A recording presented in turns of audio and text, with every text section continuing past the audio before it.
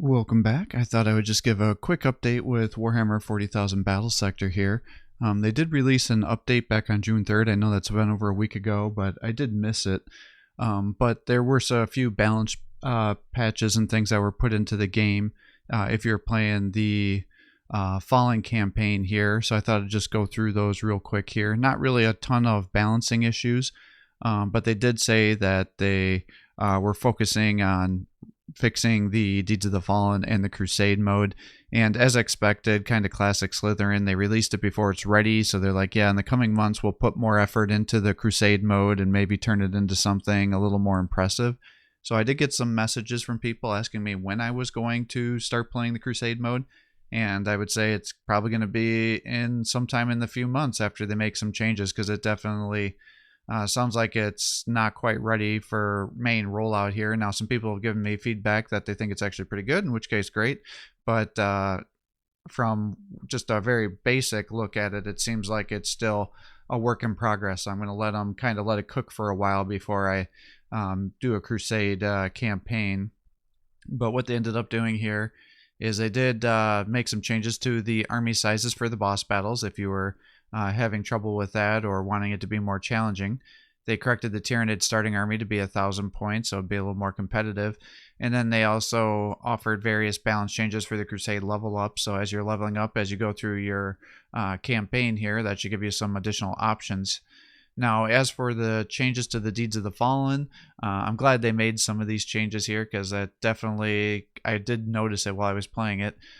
They changed the Castigator unit unlock to be after mission 4. Who cares? No big issues there.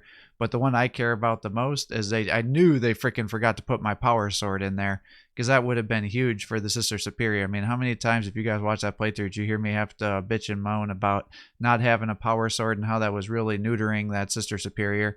And now they added it into the game, so that'll make the Sister Superior be a much better option now, because you can get that sword and really help her increase her damage.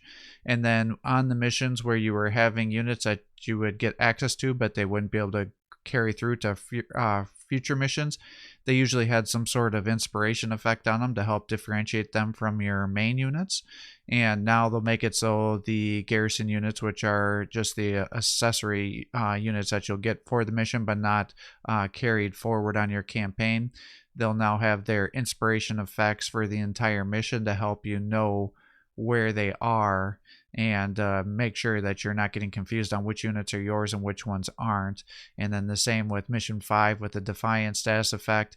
And then on mission 6, they did remove the orcs that spawned into the room with the Paragon War suits and just started immediately attacking you, because it did practically kill your Paragons and for sure your Repentia before you could even sometimes use them, because they would have shoot-a-boys on the other side of the wall, and they can shoot through the windows, and so they're putting significant amounts of damage onto your units here to get them killed.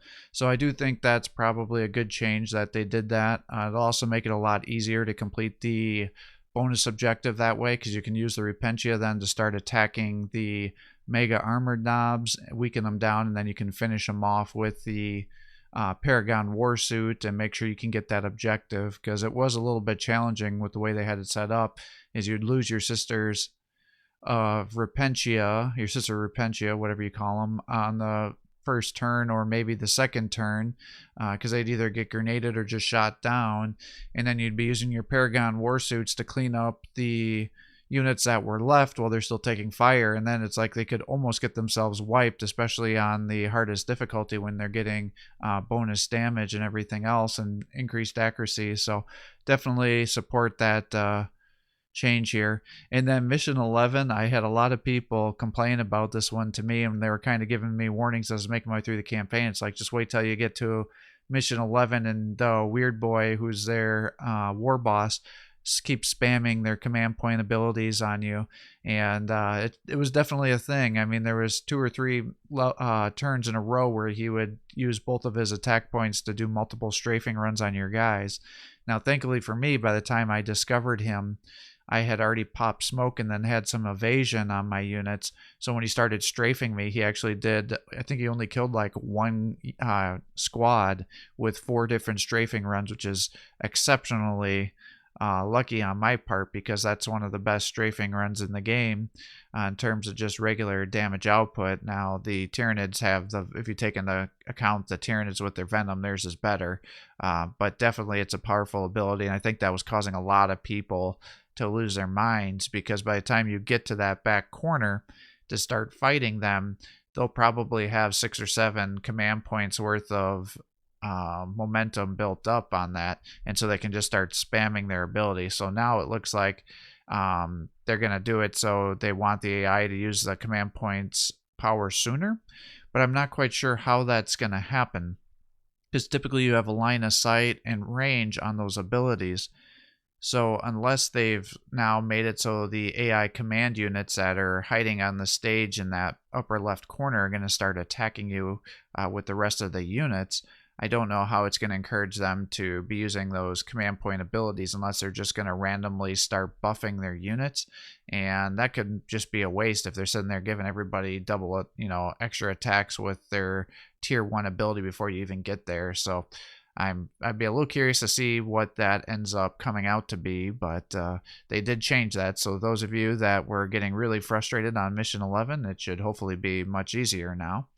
And then in terms of other bug fixes that they did for the Crusade, they fixed the cohesion limits that weren't applying nor shoring in battle, so that should help if you're making cohesive armies. They made it so you can now get a pop-up to show when you don't have sufficient requisition, in case you weren't sure how that requisition situation worked out. They also increased the tooltips to help you understand how you would level up your units and what the wards include. They fixed HQ units not showing the command point button, so that could be a major issue, because that's one of your major faction abilities. So if you're not able to use that, that could be a big issue. So I'm glad that's been fixed. They fixed I assume this is just a UI issue, but they said fix the siege objective showing Exterminatus goal. So I assume that you can do some siege missions on the Crusade mode, and it was just still showing you as an Exterminatus, but I assume the points were still the same. It was just the wrong name. But since I haven't done a Crusade campaign, I'm not actually sure about that. They fixed, so I guess Xbox was having some issues with the difficulty levels not showing up, so that should be better. They're fixing some change to the gamepad. Spawning in, fix the Conquer objective spawning in a new place on load game. Oh, so if people, I guess, were trying to save scum, it would put the objective in a different location. That's kind of funny, actually. Fix transport unit power-ups using the wrong status effect. I don't know what that means, but that doesn't sound good. And then in terms of bug fixes for the Fallen, a lot of these have to do with the issues that I noted on my campaign, actually. So if you watch my playthrough, you'll notice that the textures on the map just seem like they're kind of washed out and kind of blurred. And it seemed like it only was happening on certain terrain textures. And I didn't know if that was just my recording, but then I'd even notice it while I was playing the game. So it looks like that was a known issue, so they fixed it so the textures from the later missions have better resolution. So I guess I wasn't the only one that noted that there was issues with that. And then I'm glad they're fixing the narrative voice lines, because the audio would jump all over the place. It would go from being real loud to real quiet. So I'm glad that's better. And then they also had some timing issues where the subtitles didn't match the voice lines, so they fixed that. And then they also made it so I guess some people were seeing the UI during the cutscenes and not showing the cutscene itself in all of its glory. So I use that a little bit facetiously. But they fixed that issue here too. They fixed issues with the wrong tile traversability. I didn't ever see that, so I'm not sure what that all included. I did see this happen though, where, and this is actually an issue when people make their custom maps, is somehow there's a way that you code it so cover is actually cover. And so I actually noticed it on mission 11. I guess people were having it on mission 6, and I guess they maybe don't want the orcs to be shooting through those windows, but I noticed it on mission 11 when I was going up that hill to get to where the orc captains are, and they would shoot through the rock face there. So I thought that was actually going to be the one that they were going to fix, but they're saying it's going to be on mission 6, not mission 11. So hopefully they'll eventually fix the mission 11 as well.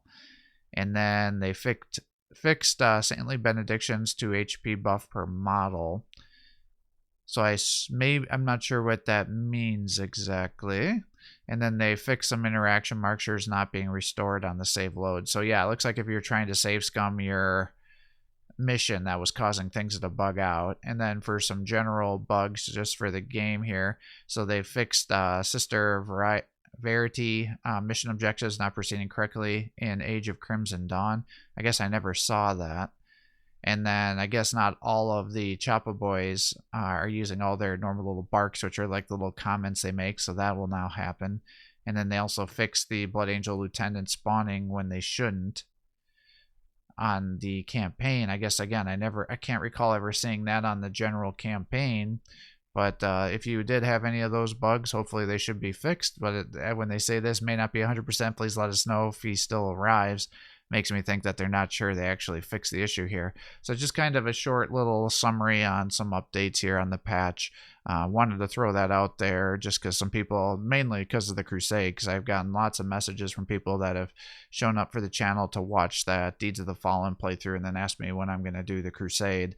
It's going to be once it's up and ready, because that's one of the reasons I don't play a lot of games when they're first released, is I don't like being their test subjects and then having this unpolished game to play around with, and then someday going back when it's been balanced and actually have a better experience. I tend to let them work out the kinks first before I do it. But I received several messages from people like, please just play the Lord's Deeds of the Fallen here so I know if it's worthwhile to buy it on the Skulls Festival. So I did want to get that uploaded for you here, but I will definitely put the Crusade campaign on the back burner until they get it fixed up, because if it's anything like the Planet Supremacy, it's in kind of a bad state and just feels like a kind of a bad experience. So with that, I'm going to sign off for the day. I hope you're enjoying these videos. If you are, please give my channel a like and subscribe. Encourage me to post more content for you. Have a great day.